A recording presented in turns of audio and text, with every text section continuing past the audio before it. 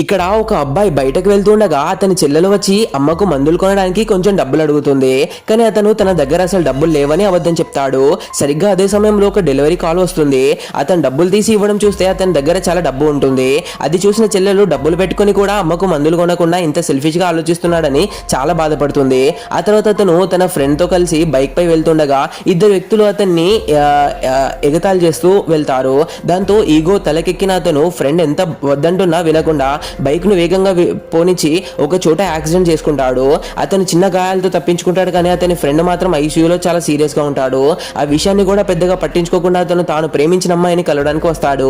ఆ అమ్మాయిని ఈగో వల్ల నీ ఫ్రెండ్ ఇప్పుడు ఐసీయూలో ఉన్నాడు, ఈ విషయం నీకు తెలుసా లేదా అని అతనిపై కోప్పడుతుంది. కానీ అతను నన్ను ప్రశ్నించే పనులు పెట్టుకోకు అని గొడవపడి ఆ అమ్మాయినే వద్దనుకొని ఇంటికి వచ్చేస్తాడు. నెక్స్ట్ డే ఉదయం అతను నిద్రపోతుండగా చెల్లెలు కాలేజీకి బయలుదేరుతూ అమ్మకు మందులు ఇవ్వాలి, కాస్త జాగ్రత్తగా చూసి ఇవ్వు అని చెప్పి వెళ్తుంది. కొద్దిసేపటికి వాళ్ళమ్మ మందుల కోసం అతన్ని ఎంత పిలిచినా సోమరితనంతో అతను వినకుండా 5 నిమిషాల్లో ఇస్తాను అని చెప్పి అలాగే నిద్రపోతాడు. సాయంత్రం చెల్లెలు కాలేజీ నుండి వచ్చేసరికి అతను వాళ్ళమ్మ పక్కన కూర్చొని ఏడుస్తూ ఉంటాడు. చూస్తే వాళ్ళమ్మ చనిపోయి ఉంటుంది. అది చూసిన చెల్లెలు నేను ఎంత చెప్పినా వినలేదు, ఇప్పుడు అమ్మ మనల్ని వదిలేసి వెళ్ళిపోయింది అని ఎంతో బాధపడుతూ ఏడుస్తుంది. అప్పుడు కానీ అతనికి తాను చేసిన తప్పులన్నీ తన స్వార్థం వల్లే తన వాళ్ళంతా దూరమయ్యారని అర్థమయ్యి ఏడుస్తాడు. బాధతో బైక్ తీసుకొని వేగంగా ఒక అడవిలోకి వెళ్తాడు. అక్కడ తాను చేసిన తప్పులను పశ్చాత్తాపడుతూ గట్టిగా అరుస్తూ చనిపోవాలని నిర్ణయించుకుంటాడు. అప్పుడు లార్డ్ కృష్ణ ప్రత్యక్షమై అతను చనిపోకుండా అడ్డుకుంటారు.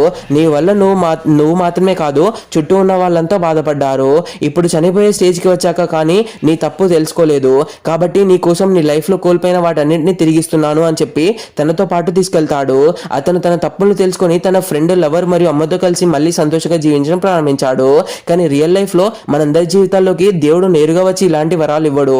కాబట్టి మన ఎమోషన్స్ ను, సోమర్థనాన్ని మనమే కంట్రోల్ చేసుకోవడం నేర్చుకోవాలి.